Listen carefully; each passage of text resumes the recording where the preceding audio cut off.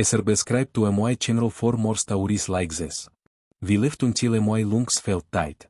It was one of those rare, weightless evenings, when the alcohol warms your blood just enough, when a song in the background feels like a soundtrack, and the heaviness of life loosens its grip for a little while.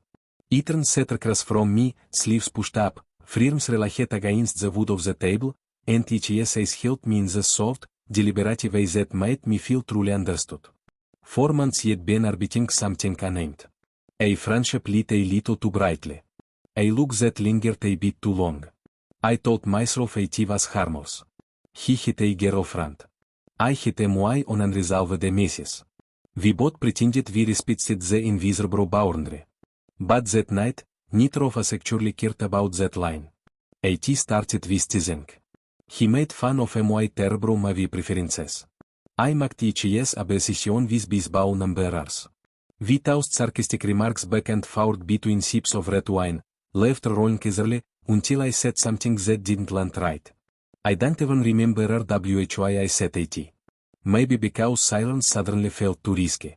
Maybe because I got too comfortable.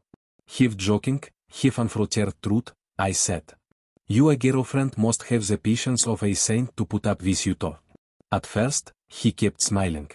Then the expression weakened, like something delicate hit cricket under the surface. His gaze dropped to his glass, his fingers tightened round the stem. Yeah, he said quietly. She said too. Everything shifted. Not awkward, heavy. Uncomfortable honest. Like I had trespassed into something private. He leaned back, exhaled, and stared past me toward the window. She doesn't really deal with me anymore, he said. We just coexist. I had no words. The easy banter evaporated. Silence swallowed the table. He forced a smile, the kind people use to cover us falling apart inside. You didn't know, he whispered. It's okay too. But it wasn't. Not for him. And not for me. The rest of our wine vanished slowly. The laughter was gone. And in that quiet, I suddenly noticed small signals I had missed, the slight shake in his hand when he checked his phone, the uneven inhale. Ethan, I whispered, I didn't mean. He stopped me gently. You don't have to explain. Sometimes the truth escapes through somebody else's voice. He tried to smile again, but it cricket halfway through. When the restaurant finally shut down, we walked outside together.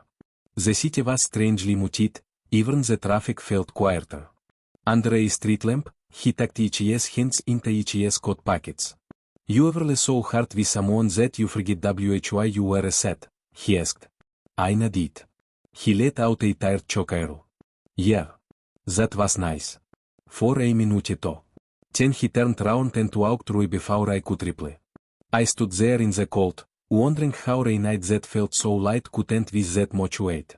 Later, I replayed the entire evening, the moment which his smile fell apart, the pause before he answered, the ache in his voice. I hadn't simply said a wrong sentence. I accidentally touched the truth he had been avoiding. And worst of all, I knew I had been flirting with that very truth for months. The next morning, nothing from him. Not a call. Not a text. I told myself it wasn't a big deal.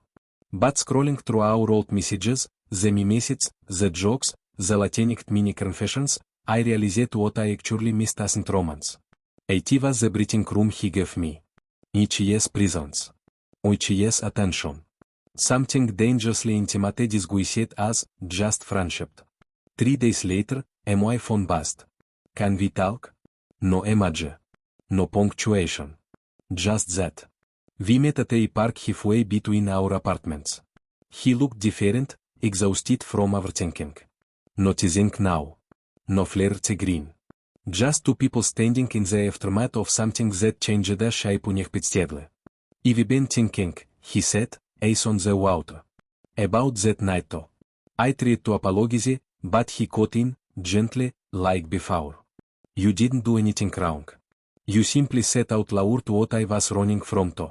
He sat on a bench. I sat beside him. 4 months, he continued, I've been pretending things are okay. But we barely communicate. We barely touch. I kept convincing myself it was temporary. But when you said that, it hit me. You named the thing I was too afraid to face to. Guilt twisted through me. I wasn't trying to. He gave a soft smile. I know. I crossed the line long before the words were spoken to. Silence again, but this time, it was unnecessary. Like we needed the stillness to let the truth sit through properly. Then he turned to me. You ever met someone at the wrong moment in your life? I nodded. Too often to. That's what this feels like, he whispered. And that honesty hurt. Because he was right. Whatever existed between us, it wasn't love. Maybe it never would be. But it was real. Something that made the world feel lighter, if only briefly. He finally stood. I thought he would simply walk through again. But he looked down at me and said, I'm either going to repair things with her, or ain't it? I don't know which yet. But I can't keep drifting like this too. I wanted to tell him not to fix something that already seemed broken. But I didn't. Because sometimes caring about somebody, even quietly, means letting them fight their storm alone. He nodded once, then left. That night, I walked home alone, each yes words looping in my mind. You ever met someone at the wrong time? Maybe that's exactly what we were. Two people colliding when neither was ready. Weeks went by. No texts.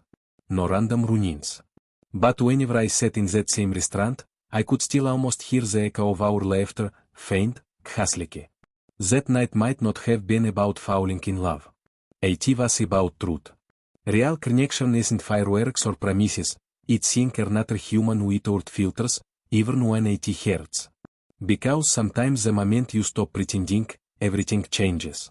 Even if that truth forces you to walk away from the one person who made you feel alive again, quietly, painfully. We both understood that night wasn't about starting a romance. It was about recognizing what honesty sounds like when someone finally lets it slip into the open.